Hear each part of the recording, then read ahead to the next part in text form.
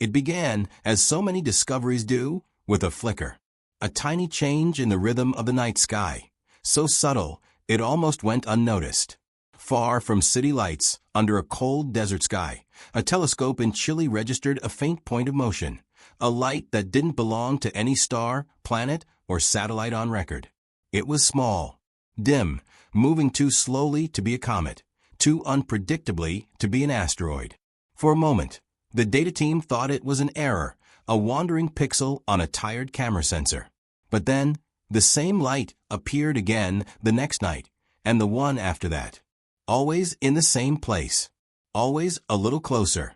They tried to fit it into the language of known things, orbital paths, trajectories, gravitational influences. But the numbers refused to listen. This object didn't behave like anything born of our solar system.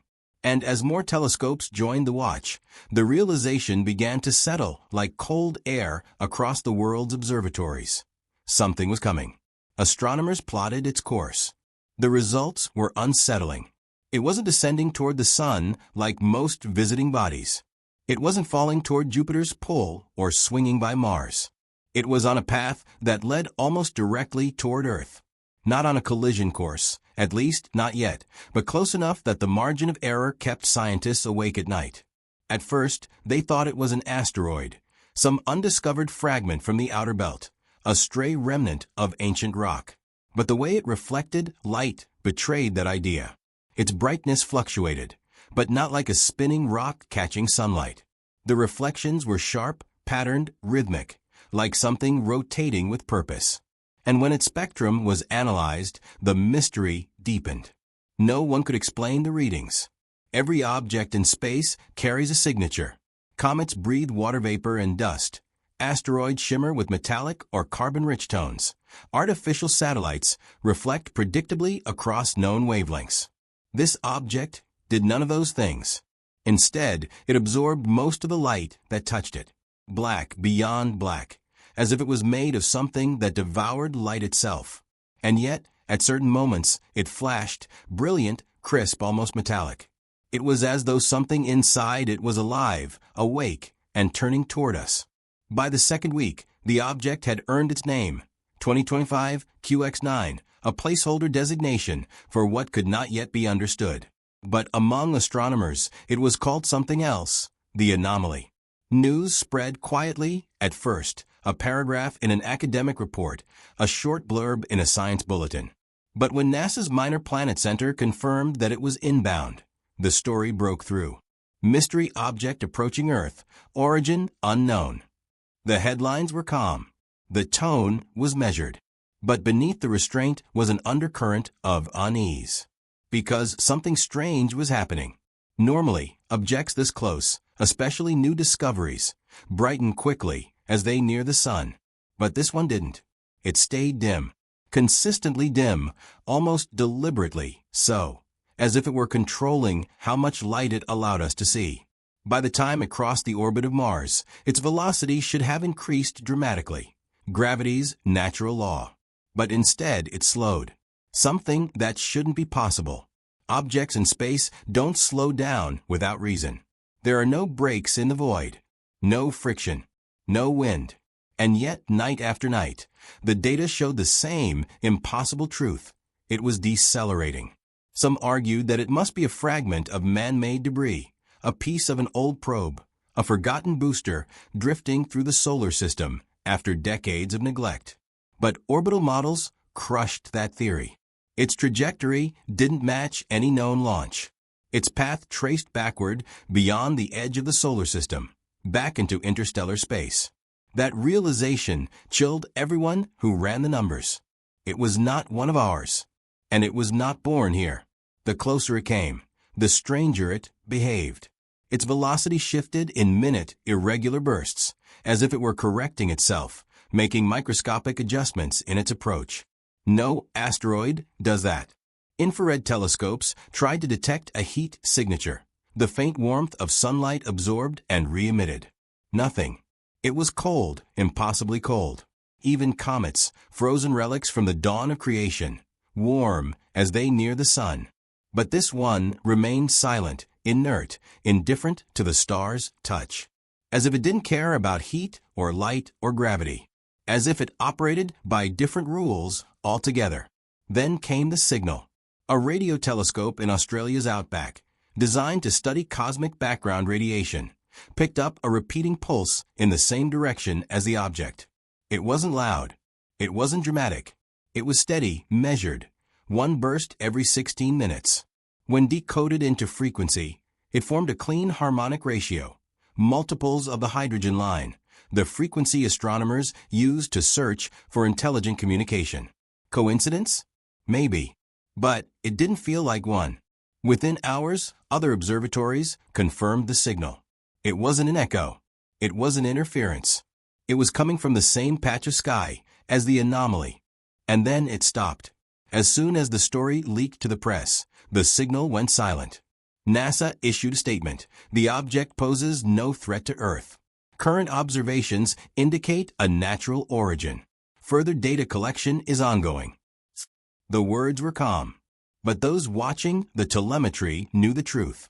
The object had changed direction again. It wasn't heading directly for Earth anymore. It was matching our orbit, trailing just behind our planet, 100,000 kilometers out, close enough to watch, far enough to remain unseen, like something waiting. At that distance, it should have been visible through even amateur telescopes, but to everyone's astonishment, it wasn't. It dimmed further, fading from optical detection entirely. Radar sweeps picked up nothing. Infrared arrays found only a void. The anomaly had vanished. But the gravitational data said otherwise. Something was still there. A faint tug, subtle but measurable, pulling on the Earth-Moon system, shifting the orbit of satellites by fractions of a millimeter. Invisible mass. Silent motion. Presence without reflection. It was there. It simply refused to be seen. Then, 3 days later, a different kind of light appeared. From deep in the Pacific Ocean, near a patch of sky corresponding to the object's position, several satellites recorded a soft flash of high-energy radiation, a burst shorter than a blink, but unmistakably real. It wasn't solar. It wasn't cosmic. It came from somewhere between Earth and the object's predicted path. When the data was analyzed, it revealed an eerie signature, a perfect triangular waveform, repeating 3 times before fading to nothing. Triangles aren't random. They are geometry, intention shaped into pattern. And yet, there it was, etched into the fabric of light itself.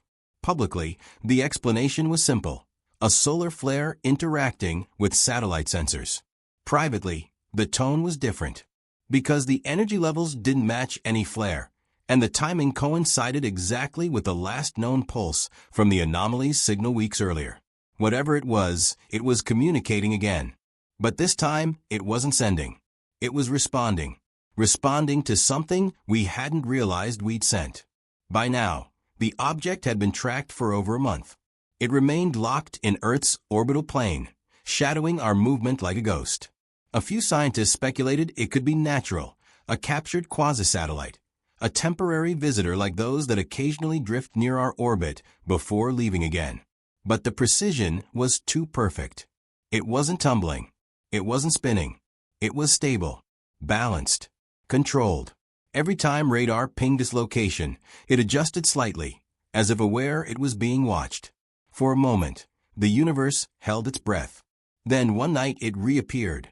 Telescopes in Japan and Italy recorded a sharp increase in brightness, tenfold in less than an hour.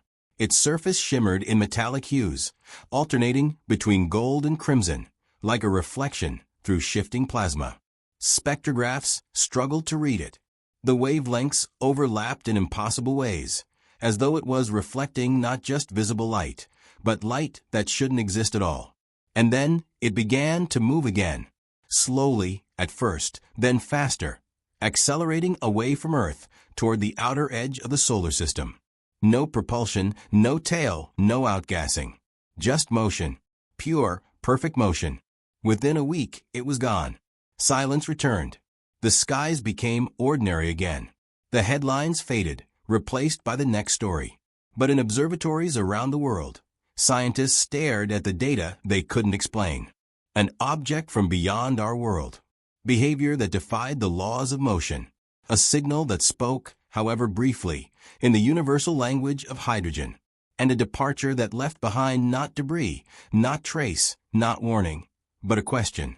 What was it? A probe from another civilization, watching us the way we watch distant exoplanets? A fragment of ancient technology drifting through time and gravity? Or something natural, but so rare, so alien, it might as well have been alive? Perhaps it was none of these. Perhaps it was all of them. Because space does not easily give up its secrets. It hides them in plain sight, in the faint shimmer of a distant orbit, in the static between radio waves, in the heartbeat of light that slips through our atmosphere and lands quietly on our retinas. And every so often, one of those secrets turns its gaze toward us. Maybe the anomaly wasn't approaching Earth at all. Maybe we were simply crossing paths with something ancient, something that had been here before, long before us, moving in loops, so vast we mistook them for a rival. Maybe this was not the beginning of contact. Maybe it was the continuation of a story that started long ago. The object is gone now, racing back into the cold. But the silence it left behind feels heavier somehow, as if the universe is waiting to see whether we noticed. We are listening more closely now. Every telescope, every antenna, every pulse of data reaching out into the dark, searching for the next flicker that breaks the pattern of the stars. Because we know somewhere out there, something is moving again. Something we don't understand. Something that shouldn't be possible. Something that changes everything we thought we knew. For a moment, the universe held its breath. And somewhere, far beyond the glow of Earth's orbit, it still is.